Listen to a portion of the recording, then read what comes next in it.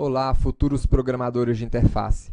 Na aula passada, vocês concluíram o conhecimento de seletores.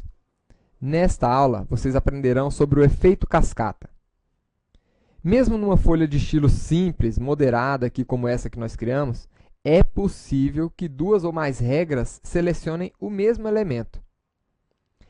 A CSS ela trata desses conflitos por meio do processo conhecido aqui como cascata. Então, deixa eu ser mais específico aqui para vocês. Eu poderia, eventualmente, criar um estilo para ser aplicado aqui no nosso parágrafo.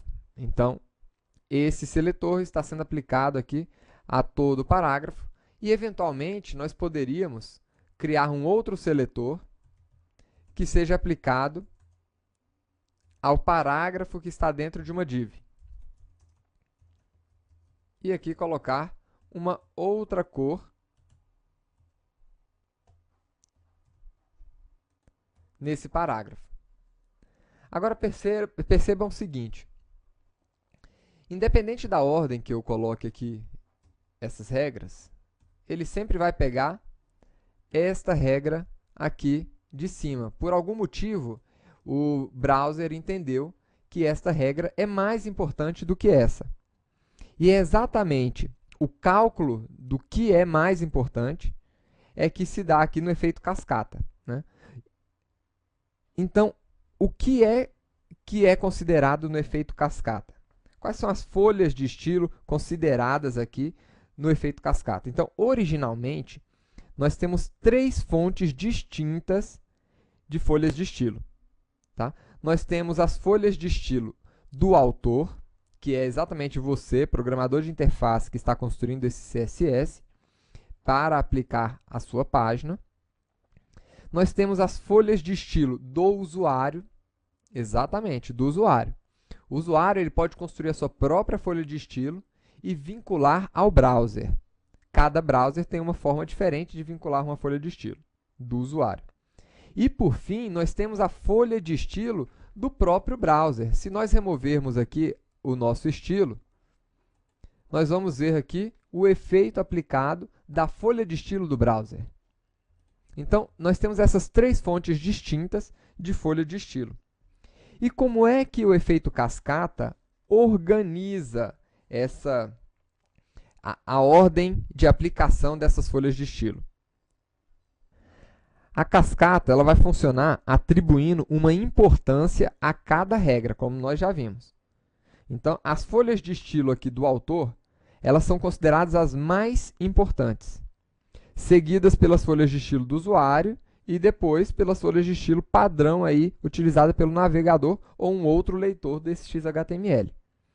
Então, a ordem que ele utiliza é exatamente essa daqui. A menos importante é a folha de estilo do navegador. Depois, a segunda menos importante é a folha de estilo do usuário. A terceira folha de estilo a terceira folha de estilo mais importante é exatamente aqui a folha de estilo que você está construindo para o seu HTML, a folha de estilo do autor. E se dá nessa seguinte ordem. É mais importante um estilo inline, ou seja, que está sendo aplicado direto dentro de uma tag XHTML, do que, por exemplo, um estilo incorporado, que você está colocando lá na tag style do seu XHTML.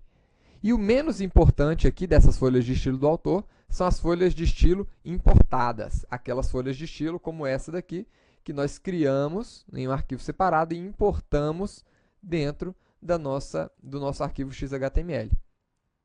Tá? Por fim, as tags ou as regras CSS que tiverem com o atributo aqui important marcado, né, na sua declaração, vão ser consideradas mais importantes. Primeiro, aquelas escritas por você, autor, e segundo, aquelas regras marcadas como importante pelo usuário. Então, uma regra marcada como importante, ela tem precedência aqui sobre essas outras. Então, vamos dar um exemplo. Como é que eu marco, né, uma declaração como important? Eu venho aqui, vocês estão vendo aqui, né, vamos aplicar aqui de volta esse estilo. Vocês estão vendo que ele acabou aplicando essa regra ao invés dessa regra aqui de baixo. Mas vamos fazer o seguinte, eu vou marcar essa regra aqui, que para ele foi considerada menos importante, como important. Vamos ver o que acontece agora. Quando eu atualizar, ele passou a adotar esta regra no meu código XHTML. Então, esta tag aqui, este valor important, associado aqui ao valor de uma declaração, ele confere a essa declaração um peso muito maior do que as outras especificidades aqui que a gente viu. Então, a ordem de marcação, a ordem de aplicação dos estilos, ou das minhas folhas de estilo, são essas aqui, como vocês viram. Da menos importante, a folha do navegador, até a mais importante, as folhas, né, que estão marcadas como important. Aliás, as declarações marcadas como important. Né? Em nível de folha, a folha do navegador, depois a folha do usuário e a folha do autor é a mais importante. Então, após ordenar as folhas de estilo nessa sequência que foi apresentada para vocês, será feita o cálculo da especificidade. O que é isso? As regras elas vão ser, então, ordenadas pelo grau de especificidade do seletor. As regras com os seletores mais específicos sobrescrevem aquelas com os menos específicos. Se duas regras tiverem o mesmo grau de especificidade, a última é que vai ser definida como precedente, ela vai ser definida como mais importante. Então, como é que a gente calcula essa especificidade? Para calcular o grau da especificidade de uma regra, a gente vai atribuir a cada tipo de seletor um valor numérico. Tá? A especificidade de uma regra ela vai ser calculada somando-se o valor de cada um dos seletores. Tá bom? Então, a especificidade de um seletor ela vai ser dividida aqui em 4 níveis constituintes. Níveis A, B, C e D. Então, o A ele vai se dar aqui calculando, aliás, não é nem calculando, seria o estilo inline. Então, para esse estilo, a gente confere aqui o valor 1. Né? O nível B seria o número total de seletores do tipo ID. Então, se eu tiver 2 seletores ID, eu colocaria o número 2 aqui, por exemplo. O nível C seria o número de classes, pseudoclasses ou atributos que existem aqui no meu seletor. Né? E o nível D, o número de elementos ou seletores do tipo elemento e seletores do tipo pseudoelementos. Tá? Como é que a gente calcula isso aqui? Vamos dar um exemplo mais prático. Imagine que eu tenho aqui uma regra P. Né? Ou seja, essa regra P aqui vai ter qual peso? Né? Ela tem quantos elementos inline? No caso, se eu estiver aplicando isso numa folha de estilo. Nenhum. Né? Tem quantos elementos do tipo ID? Nenhum. Tem quantos elementos aqui do tipo classe? Nenhum. Tem quantos elementos aqui do tipo... Quantos seletores do tipo elemento? 1. Então, a especificidade aqui desta regra é 0001. Essa é a especificidade dele. Vamos pegar um outro exemplo. Se eu tivesse aqui div P. Então, a especificidade desse cara aqui seria quantos elementos do tipo inline? Nenhum. Né? Do tipo ID? Nenhum. Do tipo classe? Nenhum. E quantos do tipo elemento? 2. Então, a especificidade aqui é 2. Agora, imagine que a gente tivesse um outro aqui. P intro. Nesse caso, nós não temos também nenhum elemento do tipo inline, nenhum elemento do tipo ID, mas eu tenho um elemento do tipo classe. Olha aqui. Eu tenho uma classe aqui, intro. Então, teria uma classe aqui e um elemento do tipo elemento, que é o P. Então, a minha especificidade aqui seria 11, ou seja, seria aqui maior do que todas essas outras aqui. Vamos colocar aqui. Essa aqui tem especificidade 1, essa aqui especificidade 2, e essa daqui especificidade 11, ou seja, o peso dessa aqui é muito maior. E se a gente tivesse aqui, por exemplo, um head, né? Imagina que ou topo aqui, menu. Imagina que a gente tivesse construído um menu dentro de uma div e colocamos a div com o ID, né, menu. E estamos criando essa regra aqui para aplicar nesse menu. Quantos estilos inline? Nenhum, né? Mas quantos estilos do tipo ID eu tenho? Tenho um. E não vou ter nenhum do tipo classe ou do tipo elemento, então 0 e 0. E aqui no caso, o meu seletor vai ter um peso aqui, uma especificidade de 100. E é assim que a gente calcula.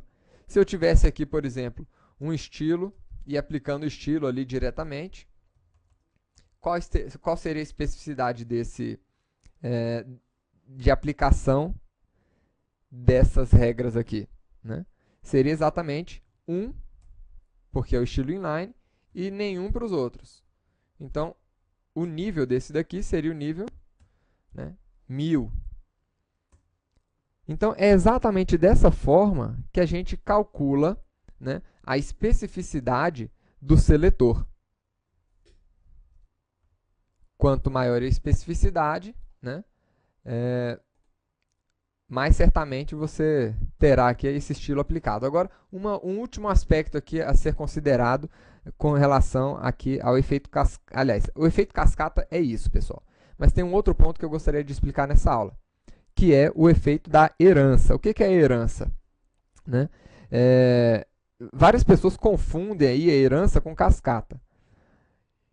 Numa primeira vista, assim, elas duas até parecem ser a mesma coisa, parecem se relacionar. Mas, felizmente, a herança é muito mais simples da gente entender. Tá? Certas propriedades aqui, como cor ou tamanho de fonte, elas são herdadas pelos descendentes dos elementos aos quais esses estilos são aplicados. O que é, então, herança? Eu poderia fazer o seguinte, poderia colocar aqui que body, ou p, h1, que o elemento p, o elemento h1, o elemento H2, enfim, esses elementos aqui, todos eles vão receber a cor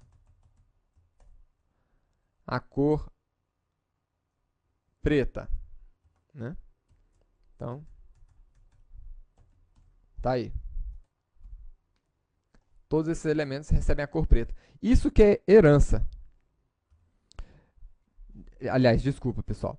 O que eu estou querendo dizer aqui? Nós poderíamos estar agrupando aqui esses seletores, né? Colocar aqui um L, LI, enfim. A gente poderia criar um agrupamento de vários seletores aqui para poder receber esse estilo. Mas eu poderia simplesmente fazer o seguinte, falar que o body recebe a cor preta.